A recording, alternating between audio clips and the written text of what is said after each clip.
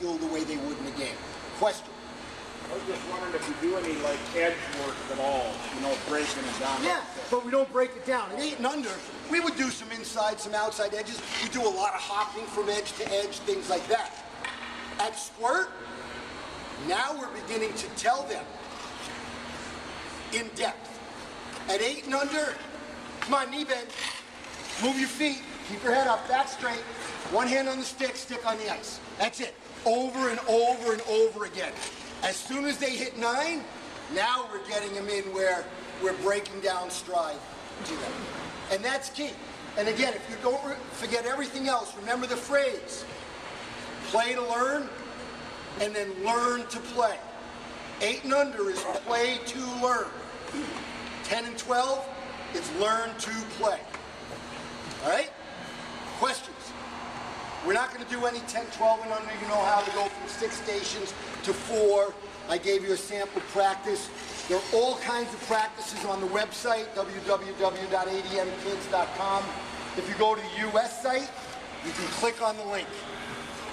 I think we got about 40 mite practices, about 80 squirt practices, and we're just beginning to put Pee-wee practices up. Now look, these are examples, they're suggestions if you wanted to. One of the things we wanted to do, we go back to that volunteer thing. One of the things we wanted to do is make it easy for the coach who has no time. The coach who's looking over his shoulder at work, has no time to put his practice together. You're coaching 8 and under or 10 and under, all you got to do now is go to the website, pick up that week, press print, and make copies for every coach on the ice or have them go to the website. Now, you want to take that and make it better, change some drills because of your situation. Now, hopefully, we've made it a little easier for you. But that was the idea of giving it. Larry, you got it? Actually, that's a great question. Every practice at 8, 10, and 12 should end with the game. Small area game, cross ice game, fun. Fun. So what we do after our 6 stations here is, and this goes back to the question about can you put different age groups, right? So we had the 2 groups ended like this because I started them out so I knew in that last whistle how they'd end. And then these 2 play 3 on 3, those 2 play 3 on 3 in the middle, and those 2 play, well, I say 3 on 3, but most of the time we play 4 on 4. Just in the rain. Yes? On Fridays, Pee-wees, as Kent, we shared the ice with 2 Pee-wee house teams. Yes. Do you think it's better for us to play 4-wood dice into the practice or a smaller game process? Absolutely small area, and the reason being is your kids then will be forced to do the things they can and strive to do the things they can't in a smaller area, all right? What's going to happen on the bigger surface? Not a lot of touches. Well, no. What's going to happen for the kid that trains in a small area? He's going to feel like he has all the room in the world, okay? For example, take a puck. All right? Come out here and stick handle. How is it? Easy? Pretty easy, right? If I said everybody get a puck and stick handle here, how easy would it be? Oh, There you go. There you go. That's what we want to create. And we'll take a rest here, and then I want to get to some checking things. I want to have this discussion. But there's a misrepresentation or a misunderstanding about small area and cross-ice hockey. It's the best for our best players. All right? Who has a kid that's good at piano? Anybody? All right. Piano teacher, give your son or daughter? Son. Son. Yeah. Good at piano. Piano teacher sends him home with the easiest piece of music or a challenging piece of music? Down. And So why would we want to put, well, I'll get to that, but why would we want to put our best players in the easiest situation? say piano. Right? What? This ain't piano, yeah. All right? Educational sports science telling us, how many educators here? All right, tell me, right? What's the most effective teaching tool, a most effective goal for a kid? What is it? Goal, like, it's a bad question. What I'm trying to get at is, you want to give kids a goal that's challenging enough where they have to strive to be good at, but that they can reach. And then once they reach it, what do? We move the goal, right?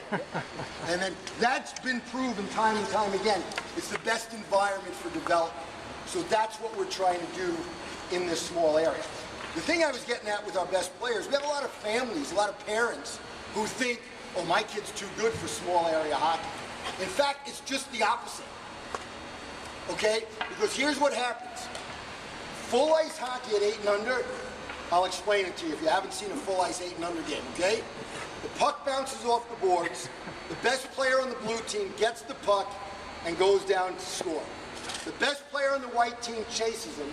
The other 8 players, what do? Except the one really smart kid who goes to center dot and wait for the faceoff.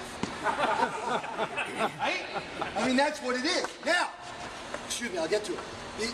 So what happens is, little Johnny's dad goes to work on Monday and says, my kid's unbelievable. He's the best mite in the world. He scored 11 goals. But he's not getting any better. So at Squirt and Pee Wee, all of a sudden little Johnny was the best mite because no one was around him.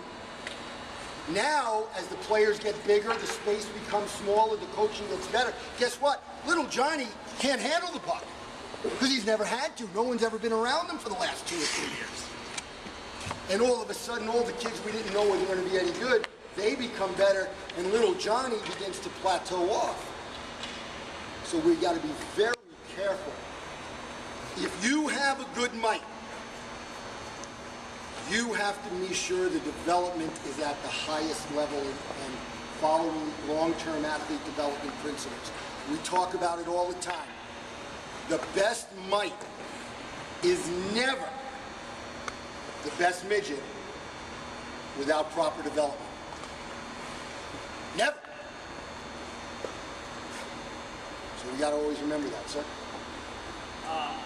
Over a decade ago, I started cross ice in July, and everybody, including most senior coaches, were against the idea. I tried to start it up with all the associations up there, and including the parents, all said, no, we need full ice.